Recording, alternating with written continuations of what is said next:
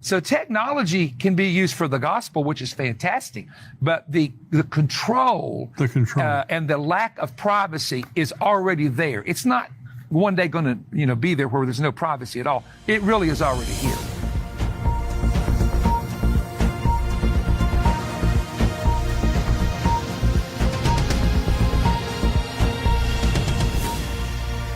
To watch the full interview with Perry Stone, go to endtimes.com, become a subscriber, $7 a month, $77 a year. You get all of our articles, all of our videos all week long.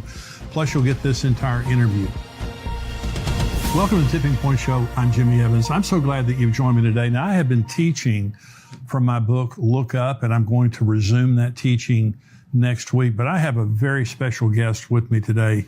We're going to talk about a book that he's written. Perry Stone is an internationally known evangelist and Bible teacher. He's a best-selling author with over 100 books and booklets in print in many different languages. His television program, Manifest, is seen weekly by millions of people all around the world. Perry is a Bible scholar and an end times expert. He's here with me today to talk about his new book, America's Apocalyptic Reset. And the subtitle is Unmasking the Radicals' Blueprints to Silence Christians, Patriots, and Conservatives. What a book. Perry, thank you so much for joining me today. Jimmy, it's great to have you. And as you know, we have a yearly prophetic summit. And when people found out Jimmy Evans was coming to Tennessee, they went crazy. You have a fan base, brother. And I want you to know we're excited to, of course, we're on one of the major networks together during their fundraising and so on. And I just want to say it's a great honor. And I've known you for quite some time and preached at your church years ago in the winter months. And I'm so glad to do that. So thank you for having me. Well, our people love you. We have that in the round sanctuary there. Yes. And they absolutely love you. Well, I've listened to you for I don't know how many years, at least 20 years. And you're a scholar, you are a true scholar, and you have a fascination with the end times and not just the end times, but the things that are happening in the world, but from obviously a prophetic perspective. Right. And you've written this book, America's Apocalyptic Reset. And there's, I love the book.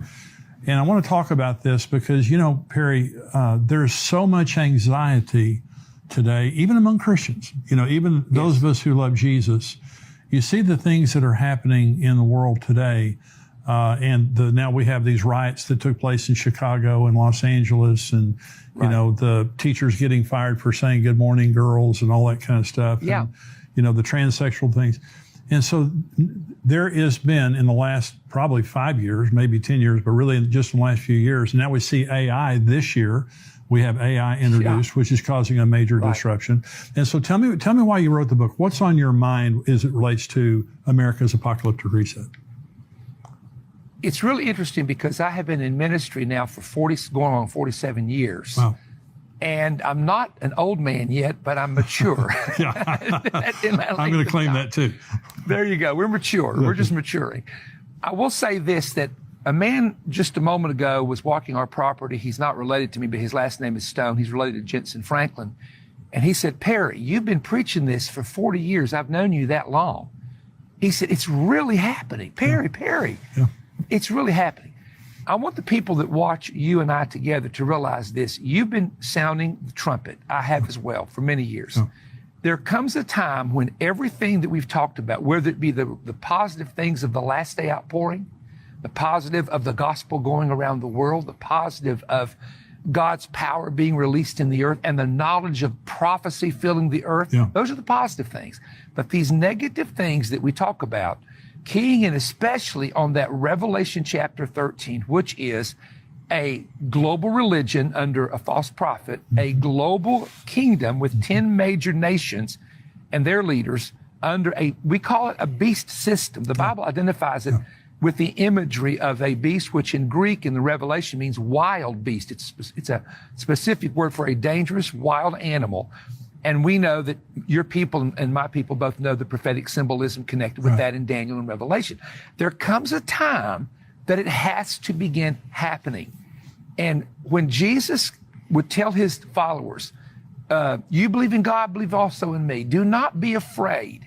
and you see the fear nots in the Bible, and you see the Lord telling people what's going to happen, but at the same time telling the people of God to not be afraid, what we have to do is we have to be alerted to the times. This is the spirit of the sons of Issachar. Yeah. In the Old Testament, this tribe is said to have known the times and the seasons that were connected to Israel and what should be going on and what should be happening.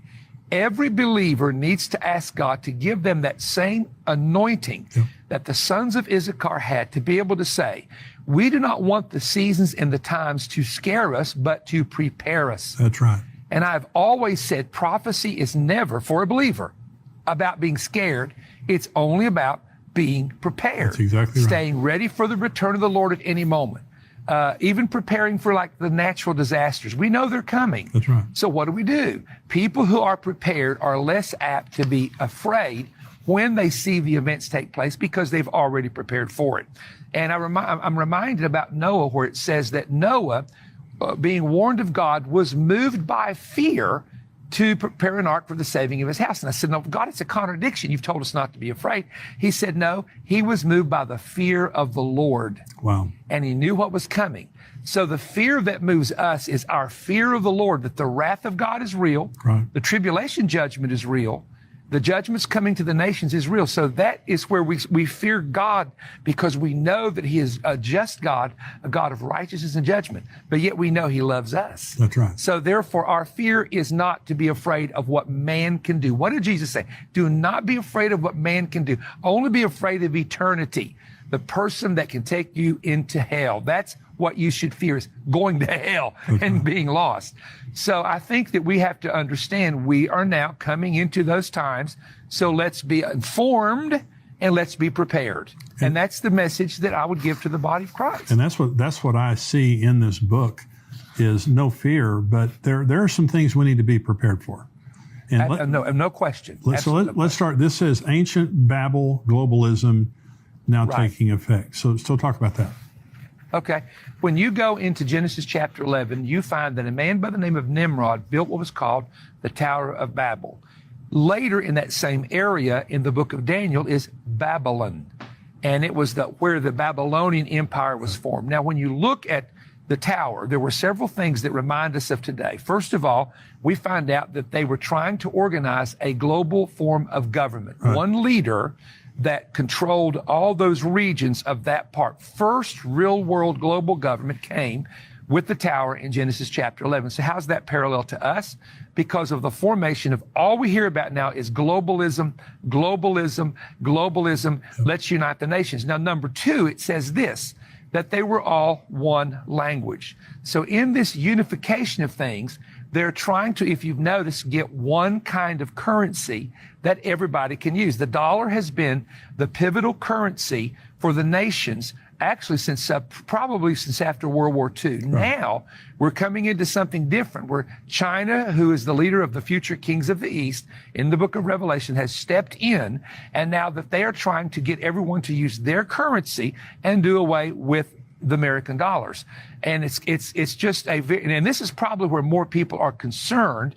I have a text from a businessman who was one of the top businessmen in the entire United States, and they have a Christian organization, but he sent me this real long text explaining to me in detail about breaking it down on how this is happening, why it is happening, and what his opinion was on it. So there was a global system, global government, global religion. Everybody was, it says this in the Bible, they were all one language. And here's the fourth one. There is nothing restrained that we cannot do. To me, that's the picture of artificial intelligence. That's right. We are now making robots gods. That's right. We are making and creating, and even Elon Musk has warned about this, or Elon Musk, I should say. He's warned about this. He has said this system of artificial intelligence, where it's going, is so dangerous, they could actually control and rule over humans and destroy humans. Now think about that. Yeah. So when you see this image of the beast in Revelation 13 that speaks and lives, is this image, and the Greek word there is where we get the word icon from, which is an actual image, is it connected somehow to some high level, incredible artificial intelligence? Now they're wanting to create, this is interesting, they're wanting to create an artificial intelligence robot that looks human, that literally answers every question the world has on any subject. And that can eventually be done. And they're saying it will be the God, I quote, it will be the God of a new global religion. Wow. And so here's the thing. When you talk about ancient Babel, you see the preview. But what did God come down and do? God came down and confounded all of their languages, where they couldn't speak with one another. They couldn't communicate with one another. And so we talk about Babel. Babel can mean the gate of the gods in the ancient Semitic language, but it also means to just utter nonsense. We say, look at the baby babbling. You can't understand what they're saying. It's just a bunch of words. And so this entire system, and I want to say something here. You know, when you talk about men building a tower to reach into the heavens, I think, and I'm just telling you how I think about this, the parallels, I think about computer mainframes are called towers. Wow. And I'll tell you another thing that really interests me, because in Noah's day, there were giants in the earth in Noah's day, right? And we know that they're not named, but we do see other giants named in the time of David. Right. And when David was about to set up the kingdom, and he did it through Solomon, of course, after his death, when the kingdom was about to come, there were giants that were in existence that David had to take care of, and there are 5 of them. There's Goliath, Lami, Saph, Ishbibenoth, and the giant from Gath, and they're named that way in the Bible. David took out all 5 of them. Now, someone said, how is that parallel to the time of the end, that in the days of Noah, there were giants? What are our giants? And the answer is tech giants. The tech giants that we have are literally intimidating the world, controlling the world, controlling thinking. They are changing the thinking of an entire generation. Yeah. And without naming them, there are 5 of them. Wow. That is absolutely... Just like in David's day, before the kingdom was established in Israel. So the Bible, what I'm saying is, the Bible has so many historical parallels that it says in Ecclesiastes, the thing which has been is that which shall be, that which has been done is that which shall be done, nothing new under the sun. So if you want to know the future, and I know you understand this very well, you go to historic references, as it was in the days of Noah, the day it will be in the coming of the Lord, days of Lot, in the days of the coming of the Lord, and you find examples, and it's loaded with what you will see happen again at the time of the end. And that's just an example. I call it the Babel effect in the book. Well, you know, in Genesis 11 that you're referring to, when God came down, it said, because they have one language and they're of one mind, nothing will be impossible for them. That's it. Nothing restrained. Yeah. So they can't do. Yeah, that's what's happening. But look at see it now. Look at the 5 tech giants that you're talking about. They're controlling the world.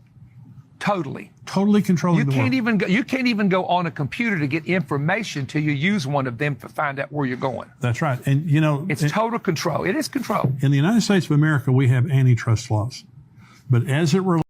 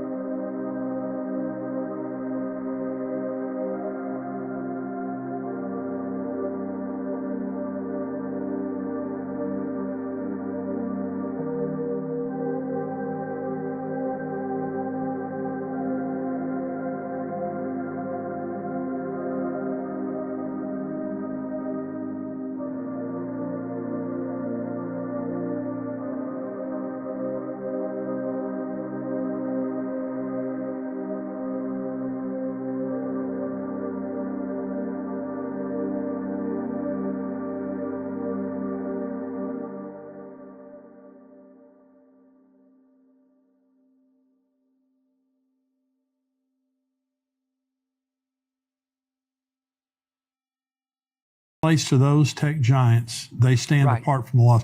You would never 30, 40 years ago allow a company to become that dominant in one Yeah. space. But we do Well, today. I asked a guy who's very familiar, and I definitely would not name this fella, he could lose his job, that works on the inside. I said, why is it that these giants get by with so much? And we know there was influence in elections, and we're not going to get into that, but there's so many things that they can control. And he said, one of the main ones that was invented and released was invented for the purpose of allowing the government to track information. Wow. And he said, that's all I'm going to tell you. So in other words, they're not going to take away a system that people trust, that gives all their information, that they can go into and collect that, just like they do, with they do it with commercials. And if you ever notice, and you can test this at home, and I have never met the man. I have been invited to meet the man that does this. There was a man that has a business that it's big as a football field with nothing but computers. And what he does is, if you say, man, I'm so hungry for a hamburger, all of a sudden, if you go to your computer, you'll see maybe a McDonald's or a Burger King ad come up. And that's why you get ads after you said something in your car, or you said something where your computer's present, and it actually exists. It's not a story, it's actually real.